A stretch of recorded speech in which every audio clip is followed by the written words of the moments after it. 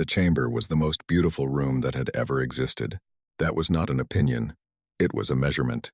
The Galactic Conclave's main hall had been built over 400 years by 47 different species working in shifts, each adding what their civilization considered sacred architecture. The result was something that should not have worked: too many styles, too many materials, too many ideas about what beauty meant, but it did work, in the way that impossible things sometimes do. The ceiling was 300 meters high and made of something the Vethkai called sky glass, which let in filtered light from the system's star in colors that shifted by the hour. Right now, in the early session, it was a deep amber. By midday it would turn blue. The floor was polished black stone that reflected everything above it, like a still lake. 214 species sat in curved rows that circled the central speaking platform. Some sat in chairs. Some stood in tanks of water. Some clung to the walls with appendages that had no human name. Some breathed filtered air through masks. Some needed nothing but the room itself. 40 billion screens across the galaxy were live. This was the moment. Everyone knew it was the moment. 200 years of Earth sending messages into the dark, then learning the dark was full and listening. Then the slow and painful work of being accepted, being laughed at, being tested, being doubted, and finally being called to the table. Amara Ose walked to the central platform. She was 63 years old. Her hair was silver white and cut close to her head. She wore a dark blue suit that she had bought in Accra 11 years ago and kept for exactly this occasion. Her shoes were sensible. She was not a woman who made decisions about shoes twice. She carried no notes. She had given 40,000 speeches in her life. She did not need notes. The chamber went quiet. Not the polite quiet of an audience settling. The total quiet of 214 species deciding together. In that same instant, that silence was the correct response to what they were watching. Amara Ose looked out at the room. She smiled. It was not a political smile. It was not a diplomat's tool. It was the smile of a woman who had been told no so many times that yes had become the most extraordinary word in any language, and she was standing inside a yes, the size of the galaxy. She opened her mouth. "My name," she said, "is Amara Ose. I am from a planet called Earth, and I am here because my people refused." She stopped. She listed to the left, just slightly, like a building that has lost one support beam and hasn't decided yet whether to fall. Then she was on the ground. No one moved for 2 seconds. The kind of 2 seconds that last the rest of your life. Then everyone moved at once. Vareth of the Kethero was sitting in the observer gallery, 40 meters above the main floor, when it happened. He had a clear view. He was a careful observer by training and by nature, and in the first 2 seconds, in the 2 seconds when everyone else was processing and not yet responding, he watched. He watched the Vethkai delegate. The Vethkai delegate's name was Sovrath. He was tall, blue-gray skinned, and wore the formal robes of his empire's diplomatic corps. He had delivered the ceremonial greeting breath cloud when Ose arrived at the platform standard Vethkai protocol, considered an honor. In those 2 seconds, Sovrath's expression was not shocked. It was satisfied. Vareth had spent 90 years studying species. He knew what satisfaction looked like across 300 different faces, bodies, and biological architectures. He picked up his recording device and noted the time. Then he noted what he had seen. Then he sat very still and thought about what it meant. He had read humanity's file. He had read every species file. It was his job. Humanity's file was interesting, unusually aggressive history, unusually fast technological development, unusual capacity for what their own psychologists called group cohesion under threat. That last part had been flagged by several Kethara analysts as worth monitoring. Vareth looked down at the chamber floor, where Amara Ose lay surrounded by medical teams doing things that would not help. He thought about worth monitoring. He thought it might be the most wrong phrase he had ever filed away. Daofam was 31 years old and had been Earth's attaché to the Conclave for 3 years. His job was to stand behind the Secretary General and look professional and hand her things when she needed them. He had nothing to hand her now. He stood 6 meters from where she had fallen. His feet had moved him there without his permission. He could see her face. Her eyes were open, and she was looking at the ceiling, at the amber light coming through the sky glass. And then she was not looking at anything. His communicator buzzed, then buzzed again. The feeds were already everywhere. 40 billion screens. He looked at the Vethkai delegate. Sovrath was now performing distress. His body language had shifted completely in the last 30 seconds. His hands were raised in what the Vethkai considered an expression of shock. He was making sounds. Dao watched him perform distress for a moment. Then he took out his communicator. He opened a direct encrypted line. He typed 11 words. Words he had been told 3 years ago he would never have to type and hit send. Then he closed the communicator, put it in his pocket, and stood quietly while the chamber collapsed into chaos around him. His face did nothing. The Vethkai had a word, Kethsol, that translated roughly as diplomatic correction. It had no real match in any human language, which the Vethkai had always considered a gap in human development. The concept was this: when a voice in the galactic conversation became too loud, too fast, too disruptive to the existing order, the established powers had the right, even the duty, to silence it. Not through war, which was messy and expensive and attracted too much attention. Through precision. The Vethkai had performed Kethsol 14 times in 3 centuries. The target species always responded the same way. Grief. Then anger. Then a formal grievance filed through conclave channels. Then years of lobbying for sanctions. Then slow, painful acceptance that the galaxy was old and complex and the powerful moved as they wished. It always ended the same way. The biotoxin in Sovrath's breath cloud had been developed over 8 years, built specifically for human biology. It was undetectable by any scanner in common use. It worked in under 4 minutes. It left nothing behind. It was, by Vethkai standards, elegant. Sovrath sent his preliminary report to the Vethkai capital that evening. He noted the operation was successful. He noted the human delegation appeared to be in shock. He recommended beginning the standard condolence message within 24 hours. He had a template, 7 paragraphs. They had used it before. He began filling in the name. U-M-N. He thought the correct word for what he felt was efficient. Back on Earth, it was 3:47 inches the morning when the feed started. In Lagos, a woman named Chioma Osei, Amara's daughter, 19 years old, studying architecture at the university, woke up to her phone buzzing, then buzzing again, then not stopping. She read the first message, then the second. Then she put the phone face down on her bed and sat in the dark for a while. Outside her window, the city was starting to make noise. She could hear it building the way a storm builds. First nothing, then something, then everything at once. People in the streets, not the noise of celebration. She didn't cry. She wasn't sure why. She thought maybe she would later. She thought maybe there was something between hearing news and feeling it, a gap that her body was sitting in, and it hadn't decided yet which way to fall. She turned her phone back over. The feeds were everywhere. The chamber, her mother on the ground, the amber light coming through the sky glass ceiling, steady and completely unaware. She looked at her mother's face in the feed for a long time. Then she got up, got dressed, and went to her desk. She had a structural model she'd been building for her thesis, small pieces that had to fit together exactly right. She sat down and kept working on it. She didn't know what else to do with her hands. The conclave spent the next 14 hours in emergency session. It was exactly as useful as emergency sessions tend to be. There were speeches. There were formal expressions of grief from 119 species. There were calls for investigation, calls for calm, calls for restraint. There were procedural motions and counter-motions and a 3-hour debate about the correct order in which to debate things. The Vethkai delegation expressed. Through Sovrath's replacement, Sovrath himself had been quietly recalled. A standard precaution, deep sorrow at the tragic event, full cooperation with any investigation, and confidence that no evidence would connect the Empire to what was clearly a terrible and mysterious medical incident. Earth's delegation said nothing. This was noted by some as grief. It was noted by Vareth as something else, though he could not yet name what. He spent the night reviewing everything humanity had ever submitted to the Conclave database.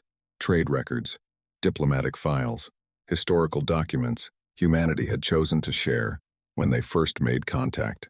Military capability assessments, which had been considered modest, and which were now being reconsidered. He read human history again, not as the record of a developing civilization reaching for the stars. As a profile, he read about the wars. Humans had a lot of those. more than most species at comparable development stages. But what he kept returning to was not the wars themselves. It was what happened after them, what humans did with loss, how they rebuilt, how they used grief. Grief was, in most species, a phase, a period of dysfunction followed by slow adaptation. The biological purpose was clear enough. You lost something, you hurt, you adjusted, you moved on. In humans, the file suggested, grief sometimes did something else. Sometimes it became fuel. Verith filed a preliminary report at 4 inches the morning. It was 3 pages.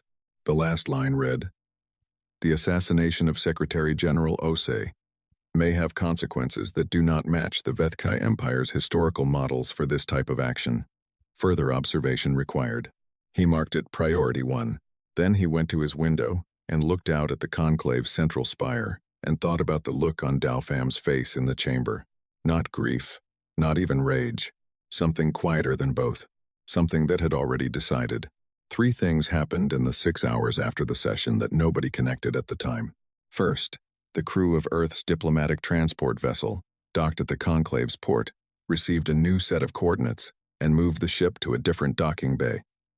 Ships moved all the time. Nothing unusual. Second, 17 human commercial vessels registered as in transit through the sector. Each filed minor course corrections with Port Authority. Each correction was small. Each one unremarkable on its own. Together, they moved every human vessel in the sector roughly 40,000 kilometers in the same direction. Third, a Vethkai intelligence officer named Reth, who monitored human communications as part of his routine assignment, noticed that encrypted human traffic had increased by 800% in the last 4 hours, and then stopped completely. Not slowed. Stopped. Every channel, all at once, exact same moment. Reth filed a report flagging this as potentially significant. His supervisor reviewed it. He noted that grief responses in communal species often included communication surges followed by collective silence. He filed it under behavioral. He went to lunch. Amara Osei's body was prepared for transport home according to Earth's request. The conclave's medical staff noted that the cause of death was a fast-acting compound consistent with environmental toxins, but could not be more specifically identified. This conclusion was recorded in the official report. It was the kind of conclusion reached when the people writing it are looking carefully at the evidence and carefully away from the answer. The Vethkai condolence message was finalized and transmitted to Earth's conclave address at 6 inches the evening. 7 paragraphs, precise and perfectly meaningless. It expressed sorrow, solidarity, and hope for the future of the galactic community. It was received. It was logged. It was never answered. Dalfam booked a seat on a civilian transport back to Earth. The next morning, he packed 1 bag. Before he left his quarters, he sat at his desk for a moment and wrote a formal resignation letter and submitted it to the Secretary General's office, the office that would now need a new title, a new name, a new person. He stood up and picked up his bag. On the desk, he had left a small framed photograph. It was from 3 years ago, when he had first arrived at the conclave. Amara Osei was standing next to him in the frame, and she was laughing at something outside the shot. He didn't remember what she had been laughing at. He wished he did. He left the photograph on the desk. He walked out without looking back. At the port, waiting for his transport, he sat in a gray plastic chair and watched the feeds on the wall screen. The conclave was still in session, still talking. 119 species expressing grief in 119 different formal registers. He watched them talk for a while. Then he took out his communicator and checked one specific, encrypted inbox. 1 message. Received. Read. Acknowledged. 11 words. He put the communicator away and leaned back in the gray plastic chair and closed his eyes. The galaxy kept talking. It did not yet know that no one was listening anymore. Verith of the Cathara was still awake when Dalfam's transport left the port. He watched the ship's running lights disappear into the departure lane from his window. He thought about the empty chair on the central platform, which had been draped in black cloth by conclave staff as a gesture of respect and which would be replaced before the next session. He thought about Sovrath's face in those first 2 seconds. He thought about the 11-word message his intelligence colleagues had intercepted and failed to decode and filed as encrypted personal communication, low priority. He thought about human history. about what grief sometimes became. He opened a new field report. He typed one line: "Watch everything. Note everything. Do not assume you understand what you are watching." He saved it. Then he sat in his chair by the window in the dark and waited to see what the silence would become. He didn't have to wait long. 40 billion screens had carried the ceremony live. Now they carried the aftermath. The speeches, the grief, the procedures, the careful political language of an ancient institution managing a crisis it believed it had seen before. But on a small blue-green planet, in the third system of a minor arm of the galaxy, in 100 cities and 10,000 living rooms, and a university room in Lagos, where a 19-year-old architecture student sat building a structural model with careful hands. The screens were also watched, and humanity was very, very quiet, the kind of quiet that has already made up its mind. The silence started small. One communication channel going quiet was nothing. Two was a coincidence. But by the time the Galactic Conclave's communication logs showed that every single human channel, diplomatic, commercial, personal, emergency, had gone dark at exactly the same moment, it was too late to call it a coincidence. It was 9:14 a.m., Conclave Standard Time, 72 hours after Amara Osi had fallen on the central platform. Every human voice in the galaxy stopped at once, like a held breath, like a door closing very quietly so as not to wake anyone up. The Conclave's communication office sent 3 inquiry signals to Earth's official channels. Standard protocol, when a member civilization went silent. The signals were received, the automated logs confirmed receipt, but no one responded. They sent 3 more. Nothing. The Vethkai diplomatic office, which had been monitoring human communications carefully since the incident, noted the silence in their daily report and attached a cultural analysis from their xenopsychology division. The analysis was 6 pages long. It explained, in careful academic language, that mass communication shutdown was a documented grief behavior in social species with high emotional interdependence. The humans, the report suggested, were mourning, collectively. They would emerge from the silence within a week, probably disorganized and emotionally raw, which would make them easier to manage during the coming grievance process. The report was distributed to 12 Vethkai intelligence offices. It was wrong about almost everything. Yusuf Crane had been asleep when his communicator went off. He was a man who slept 4 hours a night by choice and considered anything more to be time stolen from useful thinking. So the fact that the call woke him at 2 a.m. meant it arrived in one of those 4 hours. He answered it on the first buzz. The person on the other end was not anyone he expected. He recognized the voice immediately. He had heard it 3 times in his career, always when the world had tilted in some irreversible direction. The voice spoke for 40 seconds. Crane listened. When the voice finished, Crane said, "Noted." He ended the call. He sat on the edge of his bed in the dark for a moment. He was 53 years old, built like a man who had spent 20 years doing physical work, and another 20 years doing work that was harder, with a face that gave away exactly nothing, and had been that way so long, he had forgotten it was ever different. He stood up, got dressed, went to his desk and opened a sealed channel. Over the next 4 hours, he made 22 calls. Each call was short. Most of them were under 2 minutes. He gave instructions the way a person gives instructions, when they have already thought through every version of the conversation and know exactly which words to use. When he was done, he closed the channel. He poured himself a cup of coffee, black, no ceremony, and stood by his window, looking out at the pre-dawn dark, and thought about what he had just set in motion. He did not feel good about it. He did not feel bad about it. He felt the particular steadiness of a person who has been handed a task that is completely clear and is now focused entirely on doing it. He finished the coffee. He went back to work. The United Nations Security Council convened an emergency session at 8 a.m. The chamber was in the UN's headquarters in Nairobi, rebuilt there 40 years ago, when the old New York building had become more symbol than function. The room was plain. Long table, chairs, screens on every wall showing feeds from the conclave and from monitoring stations across the human sphere. 15 people sat at the table. Each one represented a permanent seat. Each one had read the same briefing documents. Each one had arrived already, knowing what they were going to vote. There were no speeches. This was unusual. Security Council sessions were built for speeches.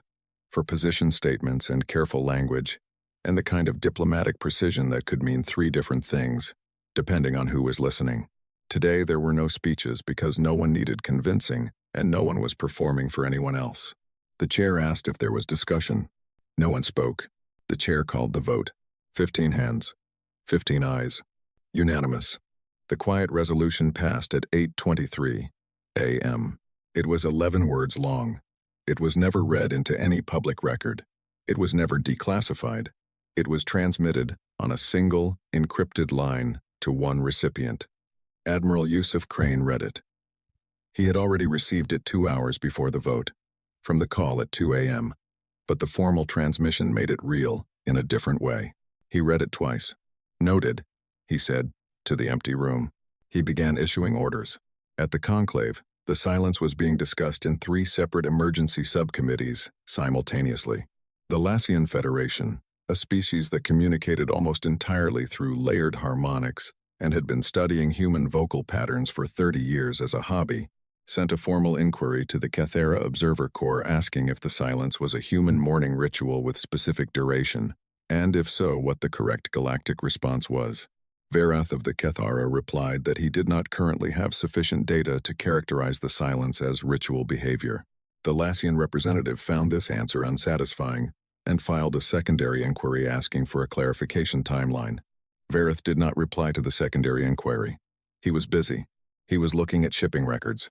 Specifically, he was looking at the movement of human vessels across a zone of space, approximately 9 light-years in diameter, centered roughly on the conclave's position. He had pulled the records because he was thorough, and because the 3 anomalous movements he had noticed 2 days ago had been filed and not followed up on, and that bothered him, the way loose threads bothered him. He pulled 4 days of records. Then he pulled 14 days. He sat back in his chair and looked at what he had found for a long time without moving. The human vessels, commercial ships, transport vessels, registered cargo haulers, a few science survey ships, had all made small course adjustments over the past 14 days. Each one was individually unremarkable. Small changes in heading, minor speed alterations, scheduling adjustments that could be explained by a dozen commercial reasons. But when he mapped them all together, every single human vessel in the 9 light-year zone had moved. Not toward each other, not away from each other, into a different arrangement. A pattern he couldn't name because he didn't have the strategic vocabulary for it, but which felt in the way that something deeply wrong feels even before you can explain why deliberate. Not like ships responding to grief, like pieces being placed on a board. He filed an urgent report. He marked it Priority 1, which he had now done twice in 4 days, which was twice more than he had done in his previous 40 years of service. He attached his vessel movement analysis. He wrote, at the bottom, "I do not know what this means. I know it is not what it appears to be." He sent it. Then he went back to the records and kept looking. Earth's public feeds were not dark. This was something the Vethkai analysts got wrong in their original assessment. They had assumed the communication blackout meant humanity was in collective shutdown, overwhelmed, paralyzed, turned inward. The public feeds were running constantly. Every news network, every public channel, every open broadcast that any person on Earth or in any human colony could watch. They were all carrying the same thing. The ceremony, the chamber, the amber light, Amara Ose walking to the platform, her smile, her opening words, the moment she listed to the left, not once, on a loop. Every channel, on Earth, on the human colony at Kepler Station, on the research base at Ganymede, on the 14 colony ships, still in transit between systems everywhere humans lived, the same footage played, over and over. Humans watched it. They did not talk to each other across the communication channels that had gone dark. Those were closed and locked in ways that looked like grief from the outside. But the feeds ran. The footage played. Every time it looped back to the beginning, to Amara Ose walking across the black stone floor toward the platform. 100 million people watched her walk there again. Her smile. Her first 2 words, the dash where the sentence ended. They watched that dash like it owed them something. Crane spent 36 hours in what his staff called the room, which was a command center on the carrier ESS Johannesburg that had been sealed for active operations, and which nobody entered or left without his permission. He did not sleep during those 36 hours. He did not appear to need to. His second-in-command, Commander Ria Nair, had worked with him for 6 years.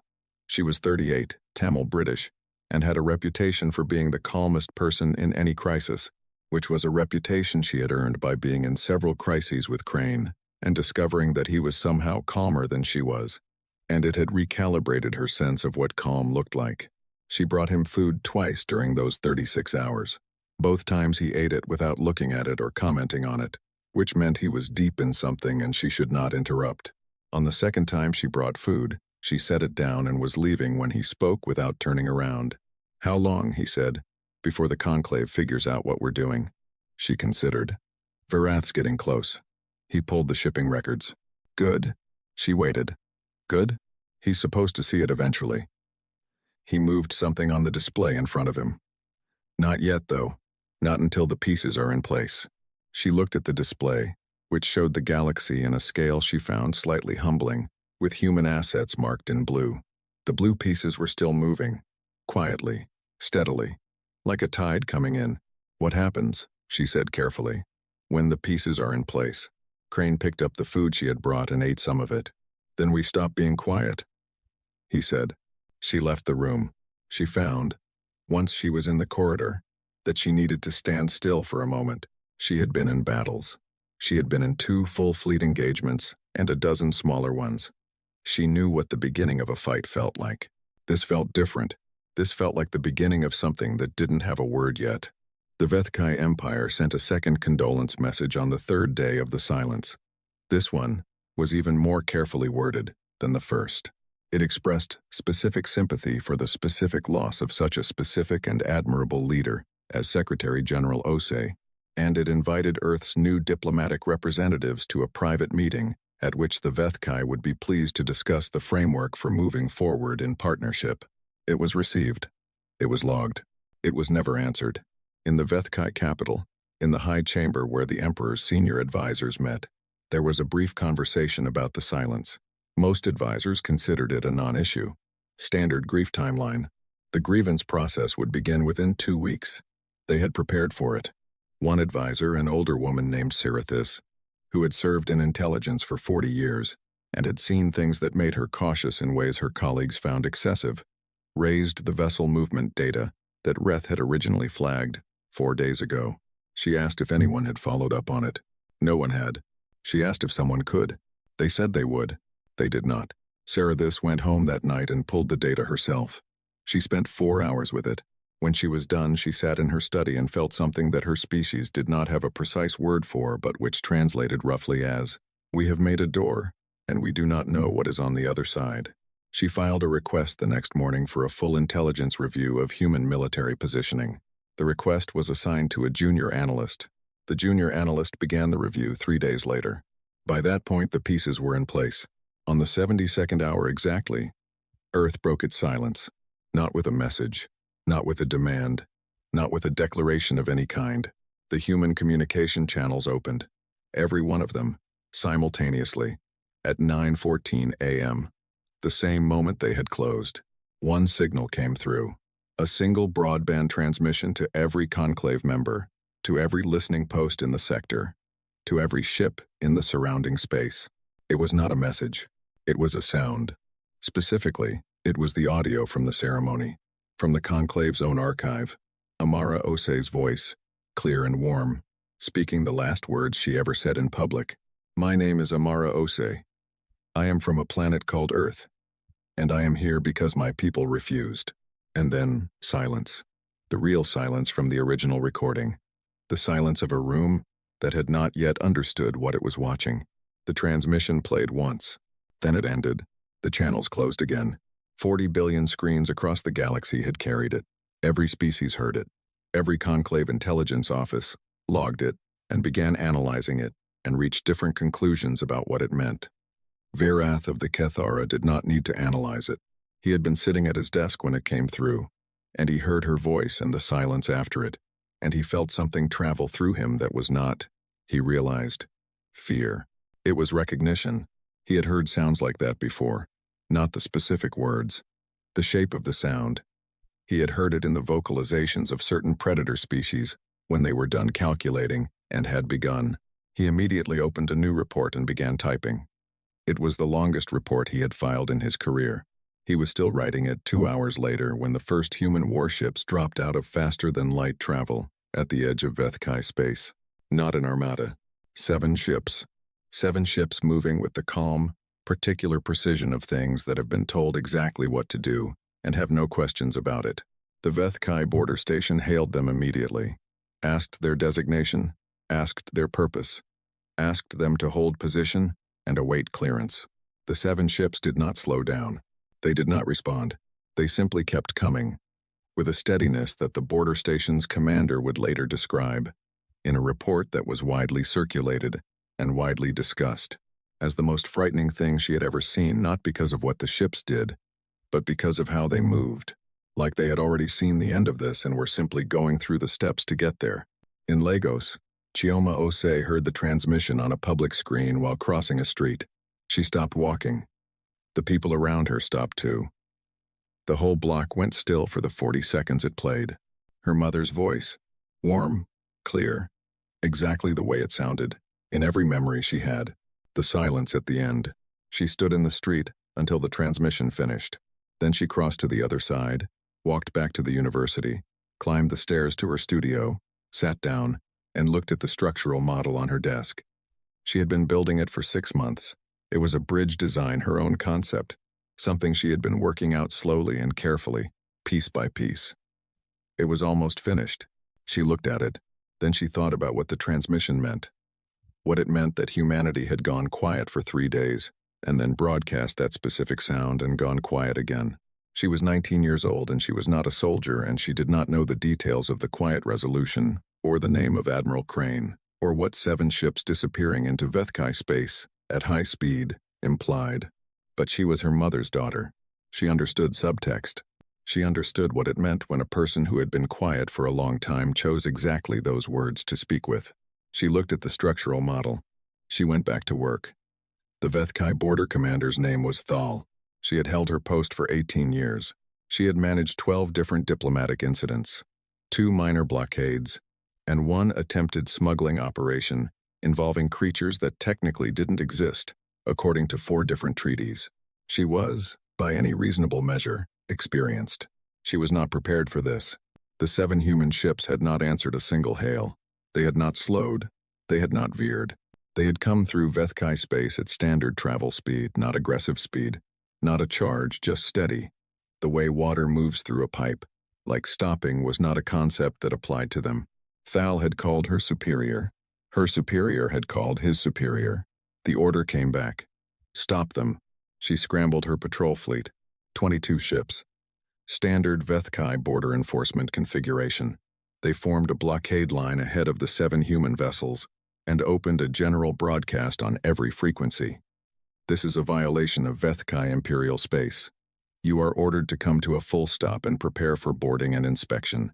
Failure to comply will be considered an act of aggression. The 7 ships kept coming. She gave the warning 3 times. Protocol required 3 warnings. The 3 warnings took 4 minutes. The human ships crossed the blockade line. The first shot came from Thal's flagship, a warning shot. A disabling beam aimed at the lead human vessel's engine section. Standard deterrent. Non-lethal, if aimed correctly. She aimed it correctly. The beam hit the human ship. The human ship kept moving. Then everything happened at once. And 18 years of border experience were not enough for any of it. The engagement lasted 9 hours. This was the first thing that went into every subsequent report as an anomaly.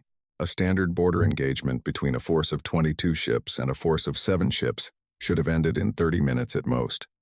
Either the smaller force surrendered or it was destroyed. That was how math worked. The math did not work this way. Vareth received fragments of the sensor data in real time from a Cathera monitoring satellite that had been drifting in the sector for routine observation. He watched the fragments come in and started typing a new field report before the engagement was over, because he could already see what was happening, and he knew his organization needed to know it as fast as possible. The human ships did not fight to survive. This was the key observation.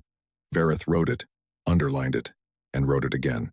They did not fight to survive. They fought to accomplish. Every conventional military doctrine in every species Vareth had ever studied was built around the same basic foundation: preserve your force, achieve your objective, retreat when the cost becomes too high. You protect your ships, because ships are hard to build, and crews are hard to train, and there is always another engagement coming, so you do not spend more than you need to on this one. Human ships did not operate this way. When Thal's fleet tried to force the human formation apart by targeting the lead vessels, a standard tactic, cut off the head, scatter the body, the human formation did not scatter. It rotated. The damaged ships moved to the interior of the formation. The undamaged ships moved to the exterior. And the attack pattern didn't even pause. It simply continued, from a different angle. When Thal tried targeting the human command vessel identifiable by its communication array, the three ships closest to it did not retreat to form a protective screen. They accelerated toward the attacking Vethkai ships, directly toward them, without evasion. Thal's gunners, who were well-trained, hesitated.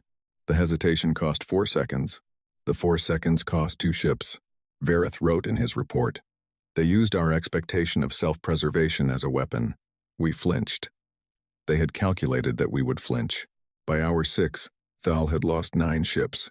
The humans had lost 1. She called for reinforcements. A second Vethkai fleet, twice the size of her original force, arrived at hour 7. The humans fought them too. By hour 9, the combined Vethkai force had lost 60% of its ships and was no longer capable of holding a coherent formation. The human fleet, which had now lost a total of 3 ships out of 7, simply flew past the debris and continued into Vethkai space. Thal broadcast a formal surrender and request for ceasefire on every frequency. The human ships did not respond. They had not responded to anything since they entered the sector. They just kept moving. Admiral Crane received the engagement report on the Johannesburg and read it at his desk without any expression at all. Commander Nair stood nearby, watching him read, which was something she sometimes did because Crane's face during a report told her things the report itself didn't. This time, his face told her nothing. When he finished, he set the report down. Casualties? She asked. 3 ships. Full crew on 1. Partial evacuations on the other 2. She said nothing for a moment. And the Vethkai? 14 ships destroyed. 19 heavily damaged. She was quiet again. This was not something you celebrated, even when it was necessary. The weight of it was the weight of it. The second fleet arrives at the home system perimeter in 6 hours, Crane said. And the lockdown teams? Already in position. He picked up the report again. The relay stations first, then the supply lines, then the jump gates. We do it in that order and we do it quietly. They'll notice when the relays go dark. Yes, Crane said. That's fine. She waited to see if he would say more. He didn't. She had learned, over 6 years, that when Crane went quiet after saying something like "that's fine," it meant he had already thought through everything she was about to ask and had decided the answers were not in doubt. She went back to her station. The second fleet arrived at the Vethkai home system perimeter in 5 hours and 40 minutes.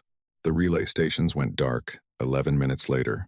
The Galactic Conclave received news of the engagement in fragments. The first fragment was a formal distress signal from Commander Thal's border station, which was heavily damaged and operating on emergency power. The signal was received by the Conclave's monitoring office and flagged as a border incident. The second fragment was a data packet from Vareth's monitoring satellite, his complete engagement analysis, which he had transmitted the moment he finished writing it. It arrived at the Kethara Intelligence Headquarters and was classified immediately upon review. The Director of Intelligence read it, went pale in the particular way that Kethara go pale, and called 3 people. The third fragment was a public communication from the Vethkai Empire's Foreign Ministry, which stated that human forces had engaged in unprovoked aggression against a lawful border patrol and demanded immediate conclave intervention. The conclave convened an emergency session. It was the 4th emergency session in 5 days. At this session, for the first time, there was a representative from Earth. Not Dao Pham, who was back home. Not any of the diplomatic staff who had been at the ceremony. A new face. A young woman named Priya Saith, who held the temporary title of observer, and who had been briefed precisely on what to say and what not to say. She said very little. When the Vethkai representative, a new one, since Sovrath was still recalled, delivered a passionate speech about unprovoked aggression and human militarism, and the need for immediate sanctions, Priya Saith listened politely. When the conclave chair asked if Earth's observer wished to respond, Priya Saith said, "We are addressing a situation. We will communicate with the conclave when there is something to communicate." And the conclave chair asked what situation. She said she was not in a position to elaborate at this time. She apologized for any inconvenience. Then she sat down and did not speak again for the rest of the session. The Vethkai representative demanded a response. He used the word aggression 11 times, and the phrase unprovoked attack 7 times, and called for an immediate ceasefire and human withdrawal 3 times. Priya Saith listened to all of it and said nothing. In the observer gallery above, Vareth watched her say nothing and thought, "This is not a diplomat managing a crisis. This is a soldier holding a position." The thing that Vareth's report described as most significant, more significant than the combat tactics, more significant than the loss ratios, was something that happened at the very end of the 9-hour engagement. Commander Thal had opened a direct audio channel to the human flagship. She had done this at hour 8, when her reinforcements had been cut down to 1/3 of their number, and she could see the mathematics clearly.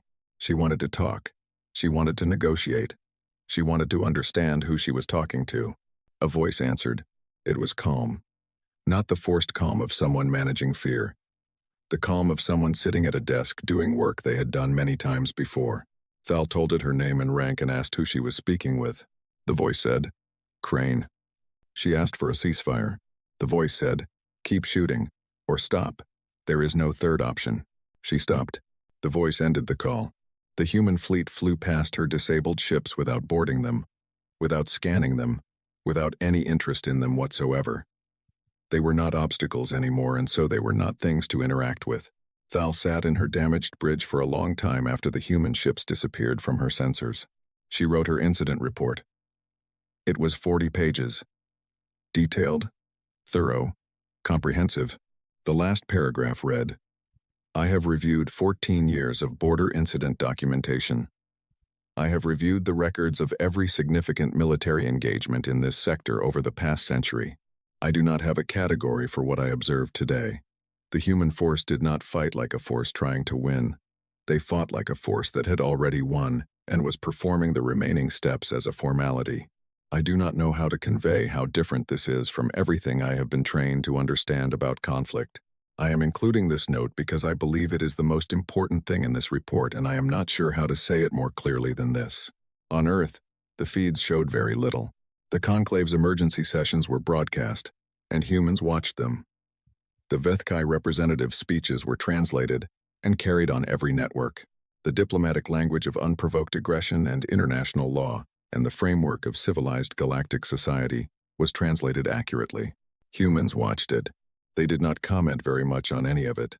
This was, several alien observers stationed on Earth noted in their own reports, also unusual. Humans had a well-documented tendency toward vocal public opinion on every subject. Social media networks on every human platform were some of the most active communication systems in the known galaxy. Humans argued about everything, constantly, loudly, at length. Those networks were not quiet. But they were not arguing. They were sharing the footage of the ceremony. Over and over. Amara Ose walking across the black stone floor. Her smile. Her first words. The dash. Alongside it. In 100 different human languages. One phrase repeated so many times that 3 different xenolinguistics teams flagged it as potentially a formal declaration of some kind and asked their translation departments to clarify. The phrase was, "We remember." It was not a declaration. It was not a slogan. It had not been organized or promoted by any government or institution. It had simply appeared, spontaneously, the way things appear in a species that has been having the same feeling at the same time and discovers, in the middle of having it, that there are words for it after all. We remember. The translation departments confirmed it meant exactly what it appeared to mean. They filed their assessments. Several concluded it was an expression of collective grief and would likely fade as the grieving process moved forward. Vareth read those assessments and thought they were the second most wrong thing he had read this week, after the Vethkai xenopsychology report about collective grief shutdown. He was beginning to understand something about humanity that none of the files had quite captured. They did not use memory to hold on to the past. They used it to aim. In the Vethkai capital, the Emperor's court was in crisis. The relay stations in the outer systems had gone dark. Supply ships coming from 3 directions had stopped arriving, not attacked, simply unable to move through space, where the jump routes had been locked by systems. No Vethkai codebreaker had been able to open. The home system's long-range communication array, which connected the capital to 38 colonies, had gone silent. They were not under attack. There were no human ships in their home system. There were no explosions, no blockading fleets, no visible military presence of any kind. They were simply increasingly alone. Sarathis, the intelligence advisor who had tried to flag the vessel movements weeks ago, sat in the emergency council session and said nothing, while her colleagues debated the situation in increasingly loud terms. She had tried.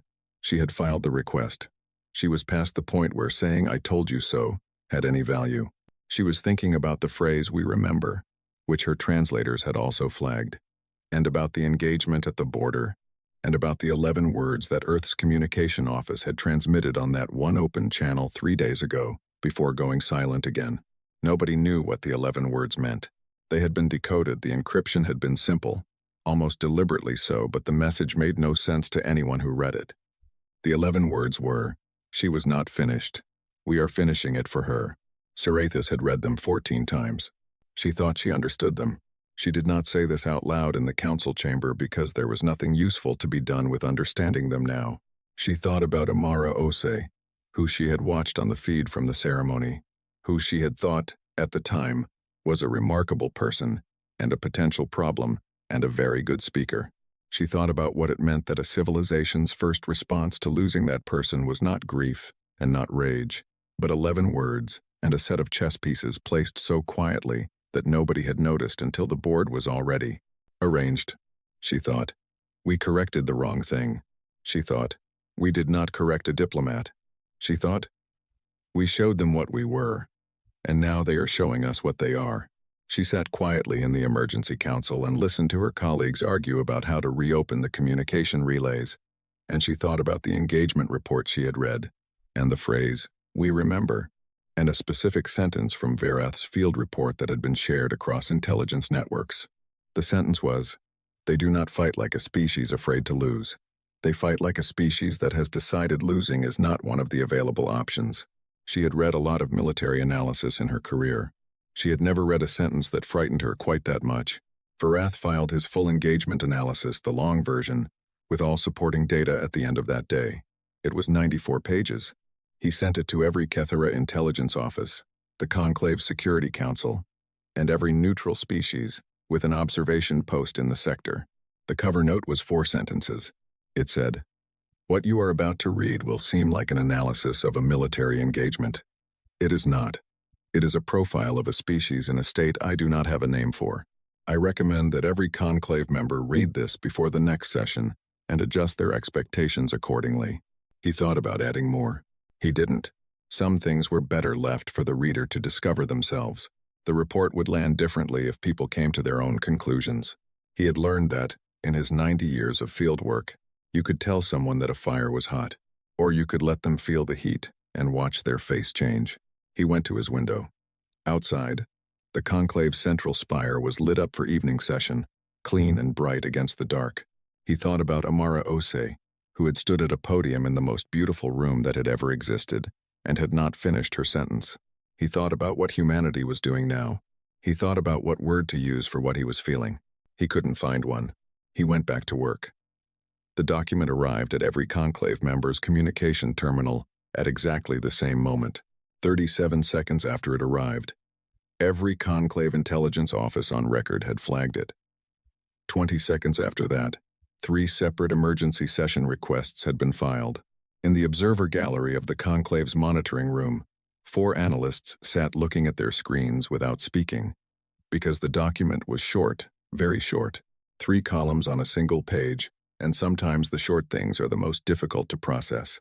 It was the first communication Earth had sent to the full conclave since the transmission of Amara Ose's voice 2 weeks ago. There was no greeting, no header, no diplomatic language of any kind. 3 columns, 3 headings, Protected. Observed. Protocol 11. Under protected. 38 species names. Every civilization that had voted to admit humanity to the conclave, listed in alphabetical order, by conclave standard designation. Under observed. 61 species names. Every civilization that had abstained from the vote. Under Protocol 11. 4 entries. The Vethkai Empire, the Durali Compact, the Sethkan Reach, the Morveth Collective, the Vethkai's 3 closest allied states, who had provided political cover during the grievance suppression process. Nothing else. No explanation of what Protocol 11 meant. No timeline. No list of demands. No invitation to negotiate. Just the 3 columns. Vareth read it 3 times. Then he filed a report that was, for the first time in his career, only 1 line long. It read, "Wait." Nobody knew what Protocol 11 meant for the first 9 days. This was, as Vareth understood immediately, deliberate. The uncertainty was part of the action. Every intelligence office in the conclave spent those 9 days theorizing. The theories ranged from a formal declaration of war, to an ultimatum with hidden terms, to an elaborate political bluff, designed to force the Vethkai into making a visible concession before any actual military action. The Vethkai Empire sent 3 official communications to Earth during those 9 days. The first expressed outrage and demanded clarification. The second expressed concern and requested dialogue. The third dropped almost all formal language and simply asked, plainly, what Protocol 11 meant. None of them were answered.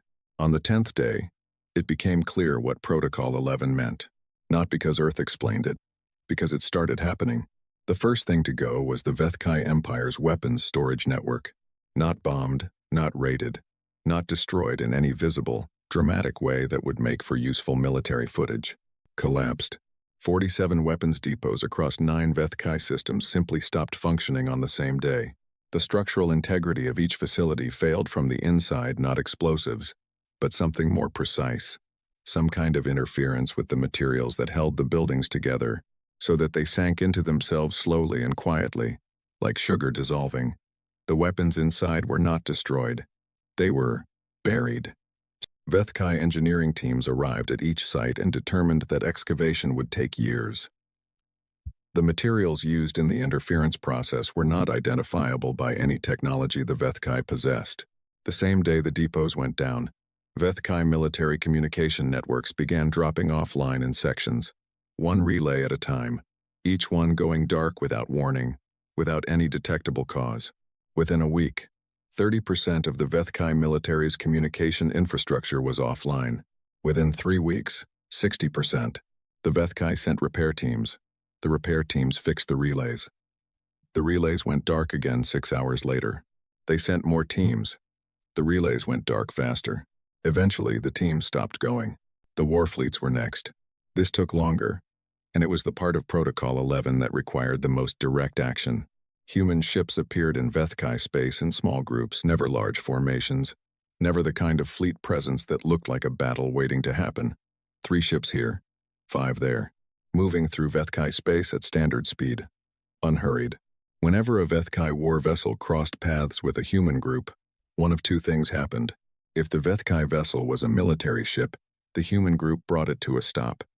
Not by destroying it, by disabling its weapons and engines with a precision that the Vethkai called frightening, and that the 3 neutral species observers who witnessed it called something they did not have a good word for. The crew was left unharmed, supplied with food and basic equipment. Then a human engineering team spent approximately 4 hours converting the ship, removing weapon systems, scaling down engine capacity, installing a different kind of navigation system, until what remained was a functioning vessel that could carry people and cargo between places and do nothing else. Then the human ships left. The modified vessel sat there, intact, operational, and completely unable to fight anything. If the Vethkai vessel was a civilian ship, the human group did not stop it at all. They let it pass. Sometimes the human ships changed course slightly to give the civilian vessel more room. This distinction military ships converted, civilian ships untouched, was noted in every report filed from every observer in the region. It was not the behavior of a force trying to destroy. It was the behavior of a force performing a very specific and deliberate task, with very clear criteria. Verath wrote in his field report, "They are not making war. They are conducting a procedure. The difference matters more than I can fully express in this document." The Dura Ali Compact, which had been the most vocal of the three allied states in providing political support for the Vethkai Empire's position after the assassination, received their version of Protocol 11 6 weeks in. It was slightly different from the Vethkai's, calibrated to what the Durali had specifically done. The Durali had not planned or executed the assassination. They had voted to suppress Earth's original petition for an investigation. They had used their conclave seat to run interference. They had written 4 official documents, calling the incident a tragic accident. Their weapons were not touched. Instead, every Durali financial institution that had trade relationships with the Vethkai found those relationships terminated in a way that was technically legal, according to 7 different conclave commerce treaties, but that rendered the relationships impossible to reconstruct for a minimum of 14 years.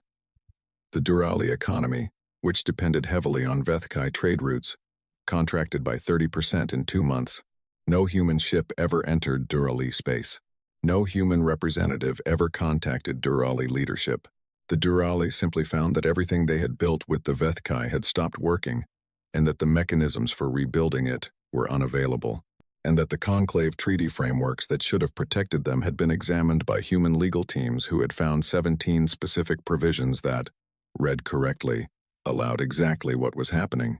The Durali ambassador to the conclave requested an emergency session and gave a speech about the violation of sovereign economic rights. Priya Sath, still holding her observer chair, listened politely. She did not respond. The Emperor of the Vethkai Empire sent a formal surrender communication to Admiral Crane on day 47. It was a long document, detailed. It laid out, carefully and completely, the full terms of capitulation the Vethkai were prepared to accept. It included acknowledgement of wrongdoing, offers of reparation, proposals for war crimes tribunals, offers to hand over Sovrath, and every other individual involved in planning the assassination, and a request for immediate ceasefire and negotiation. It was thorough. It was, by every conventional standard of diplomatic surrender, complete. Crane read the whole thing. He put it on his desk. He picked up his communicator and opened a direct channel to the Vethkai capital. The Emperor's senior advisor answered immediately. He had clearly been sitting next to the communication terminal waiting. Crane said, "I received your communication." The advisor said they were grateful and asked when negotiations could begin. Crane said, "You misunderstand the situation." The advisor asked what he meant. Crane said, "You sent a surrender. We are not at war with you. War's end. We are correcting you. The correction will take as long as it takes. The advisor was quiet for a moment. Then he asked what humanity wanted, what the specific terms were, what conditions would end the correction. Crane said, "When the correction is complete, it will be complete. You will be able to tell the difference." The advisor asked, with careful phrasing, if there was anything the Empire could do to accelerate the process. Crane said, "Stop building weapons. Stop suppressing species smaller than you. Stop performing Kethsol and calling it diplomacy." The advisor started to say something about the complexity of interstellar governance and long-standing imperial policy. Crane ended the call. The Emperor sent the surrender communication again the next day, slightly modified. It was received, logged, and not answered. He sent it again 3 days later. Crane's response was one word, noted. He sent it 6 more times over the following 2 weeks. Each time, the response was the same single word. On the 18th attempt, Crane's full response was, noted. Stop. The Emperor stopped.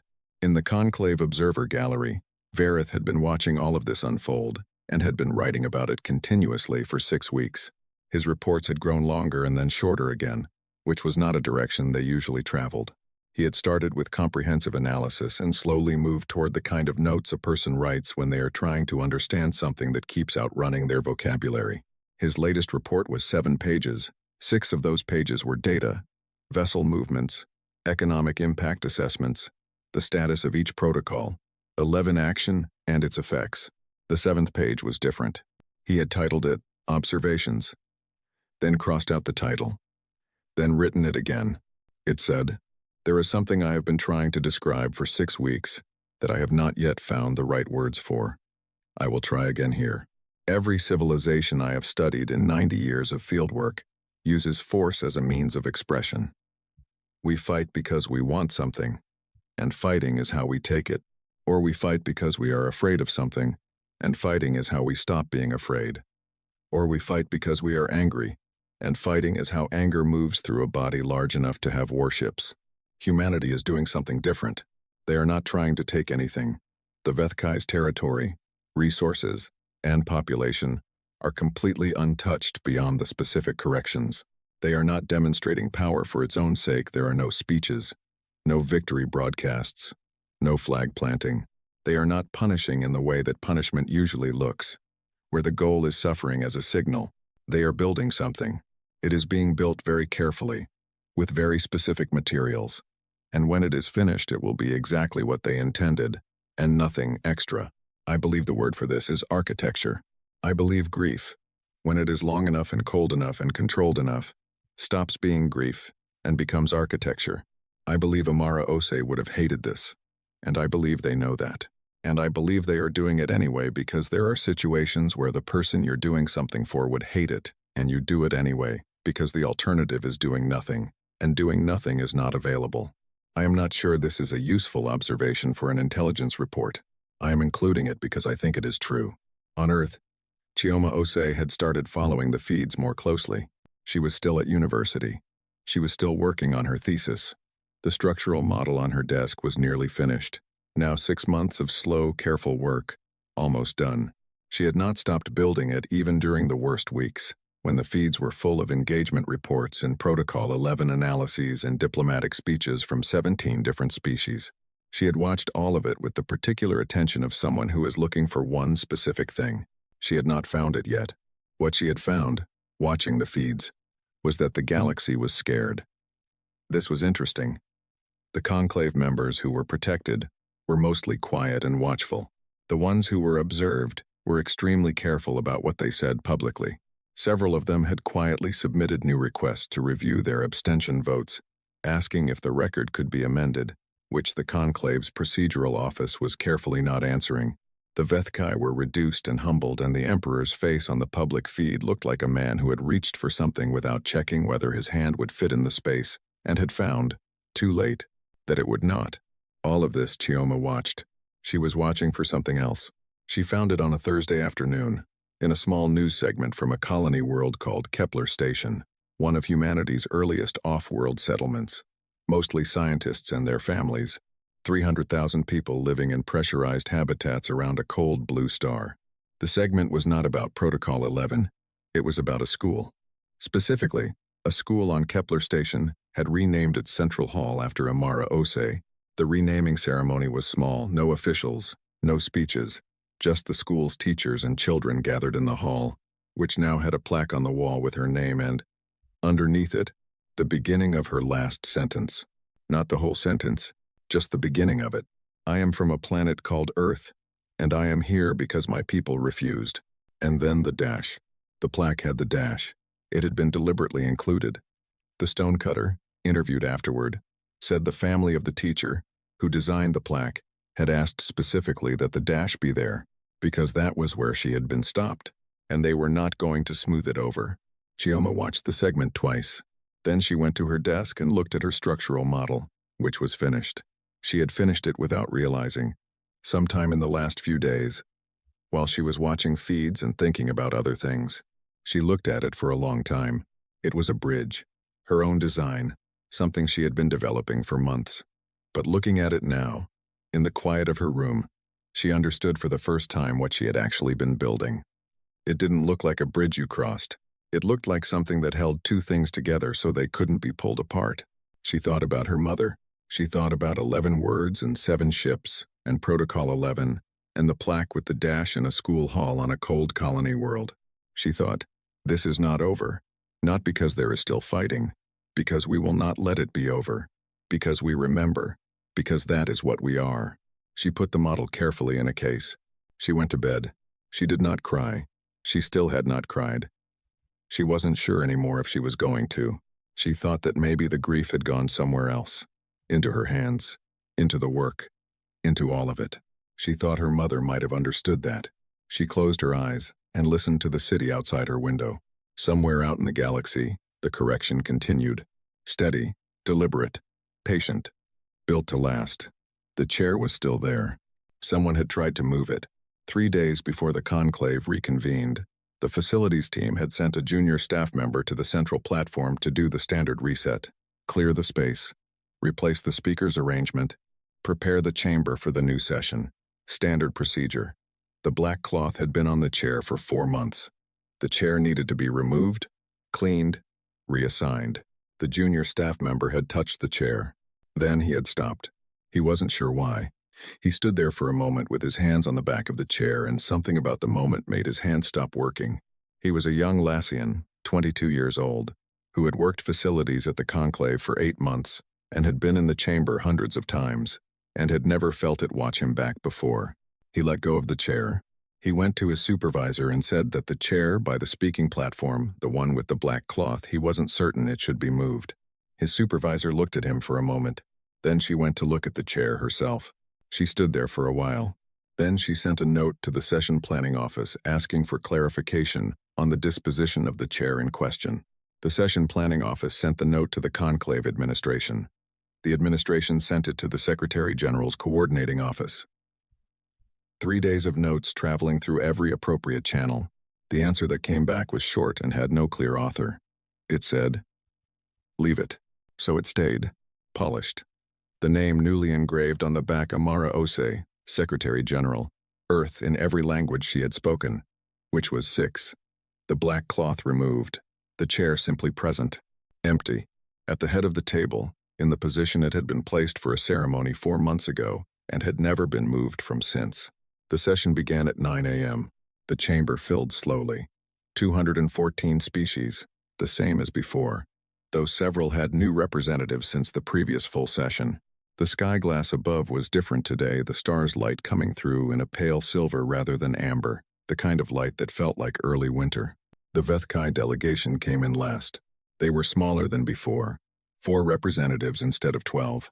They wore no decorative robes, which in Vethkai culture was the equivalent of arriving with empty hands, a deliberate display of diminished standing. They found their seats and sat down without speaking to anyone. The 3 allied states, the Durali, the Sethkan, the Morveth, sat in their places, quieter than they had ever been at a conclave session. The Durali representative, who had given a 14-minute speech about economic sovereignty 6 months ago, looked at the floor. The human delegation entered, not Priya Seth this time. She was in the gallery, in a non-speaking role. The delegation was led by a man nobody in the chamber had seen before.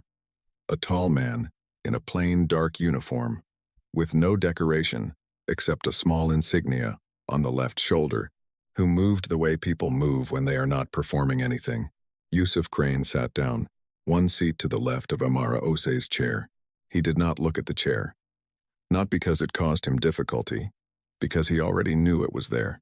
Vareth, in the observer gallery, watched him sit down and felt the chamber change around him, not dramatically. The temperature didn't shift. No one made a sound, but something in the room reorganized itself, like furniture quietly moving at night, subtle, undeniable, and permanent. The session was called to order. The chair of the conclave, a Lassian elder named Sorval, who had held the position for 30 years and who had seen many things that he had thought were the strangest things he would ever see, all of which now occupied lower positions on that list, addressed the room. He said that the conclave was meeting today for the first time in full session since what he carefully called the events of 4 months ago. He said that the purpose of today's session was to hear a communication from Earth's delegation and to discuss the path forward. He said he hoped the discussion would be orderly and that he appreciated everyone's attendance. He said all of this with the dignity that 30 years in his position had given him, and only Varath, who had known Sorval for 20 of those years, could see in the set of his shoulders that he was not sure what was about to happen, and was not at all certain that orderly was still an available option. He invited Earth's representative to address the chamber. Crane stood up. He was not a speaker. This was clear from the first moment. He did not move his hands. He did not use the vocal shaping techniques that made galactic addresses carry. He spoke in standard conclave trade language, which he spoke competently and without elegance. And he did not seem to care that this was less impressive than it could have been. He said, "My name is Yusuf Crane. I'm here on behalf of Earth. We have a document we'd like to table." He sat down. An aide distributed the document. It was 11 pages long. The first 9 pages were consequences, not laws, not rights frameworks, not the elaborate procedural architecture that the conclave had spent 4 centuries building and which produced, on average, 3 new sub-frameworks per year that each required their own sub-frameworks to interpret. Consequences: specific, graduated, non-negotiable, written in language so plain that it required no legal team to interpret and no committee to explain. If a conclave member attempted to assassinate the representative of another member, these specific things will happen, in this specific order, with no exceptions, enforced by Earth. If a conclave member suppressed another member's petition by illegal means, these specific things will happen. If a conclave member engaged in what the document termed dominant species predation, using size, power, or age to control smaller civilizations through force or threat, these specific things will happen. Each set of consequences was calibrated, proportional to the action, not designed to destroy but to correct, specific enough that they described not just what would happen but how it would happen, and how long it would take, and what the exit conditions were. The chamber read it in silence. Verath read it in the gallery and thought about the word he had used in his report. Architecture. He had been right. This was what they had been building for 4 months. It was not a weapon. It was a structure, like a wall built around something precious. Not to trap it, but to define the space where it was safe. The 10th page was a guarantee. 1 paragraph. Short. Earth committed to non-aggression toward any conclave member not subject to a consequence protocol. Earth committed to responding when asked to enforce consequence protocols. Earth committed to withdrawing from active enforcement the moment each correction was complete. Earth committed to minding its own affairs. The paragraph ended, "We are not here to run the galaxy. We are here to make sure no one else does either." Page 11 was blank. Completely. Not a header, not a line, just white space.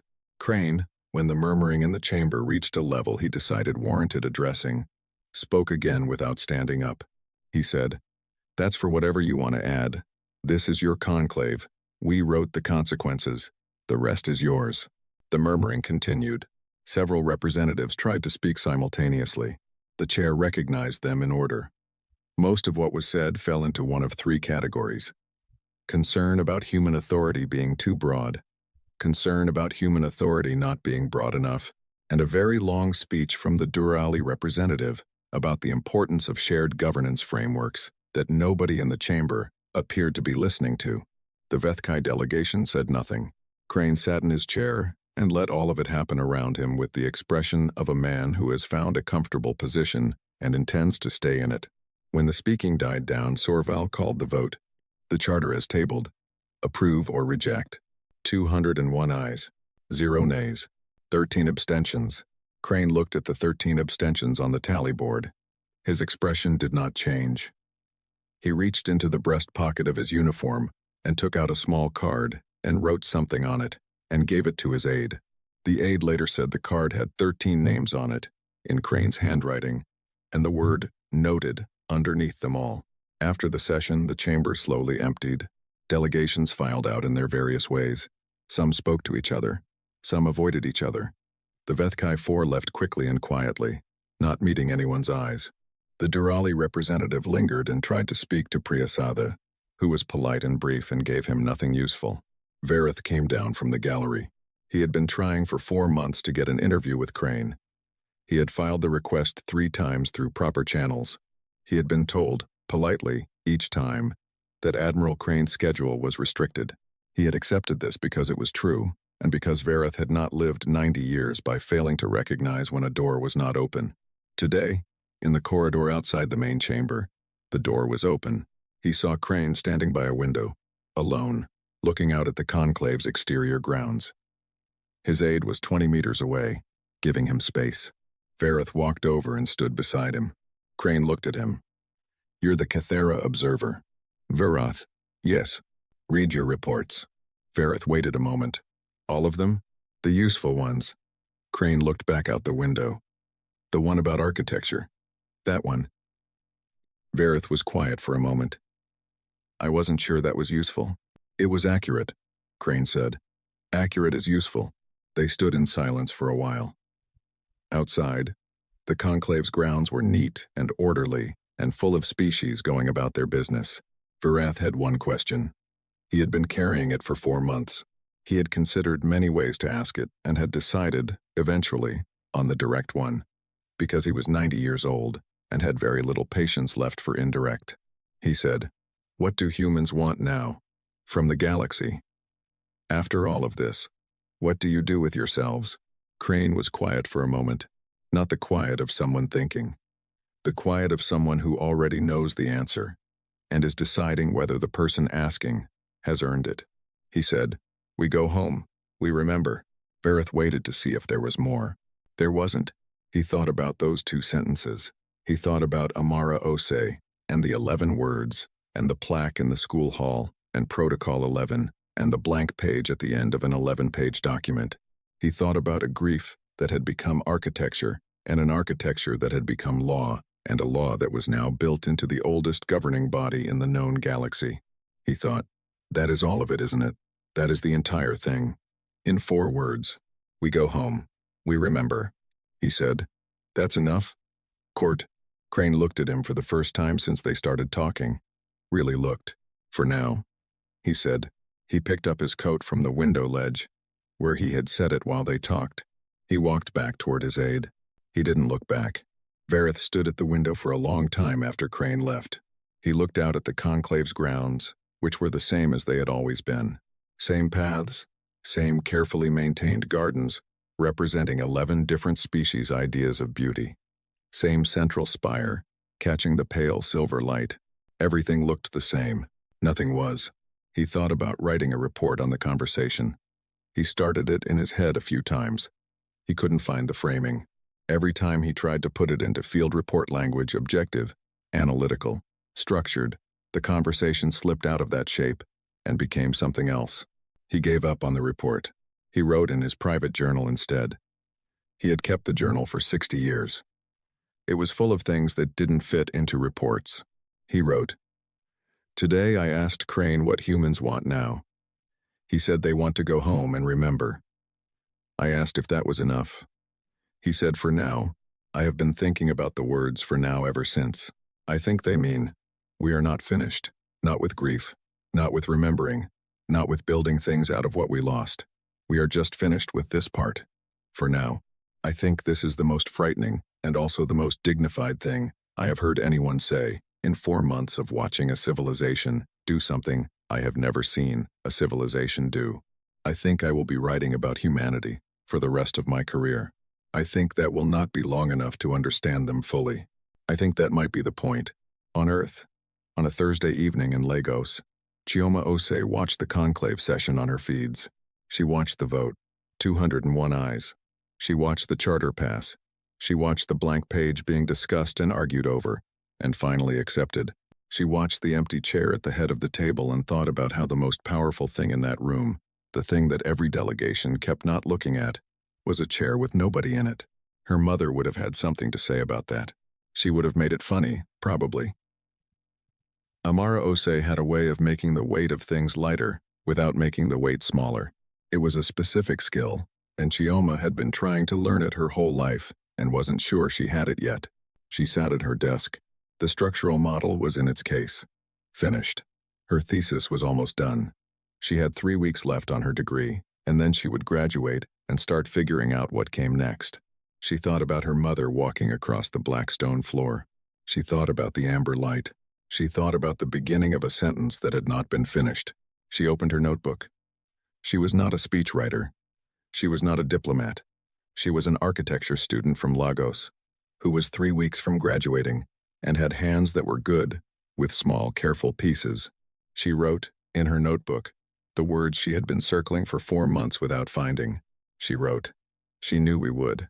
That's why she walked out there. Not because she was sure it would be safe, because she was sure that if it wasn't, we would be the ones to answer for it. She looked at what she had written. That was it. That was the thing. Her mother had not been naive, had not walked to the platform in the most beautiful room that had ever existed, and smiled that smile, because she believed nothing could touch her. She had walked there because she trusted what came after. She had walked there because she knew her people. Chioma closed the notebook. Outside, the city was loud and alive, and going about its evening, in all the ways cities do.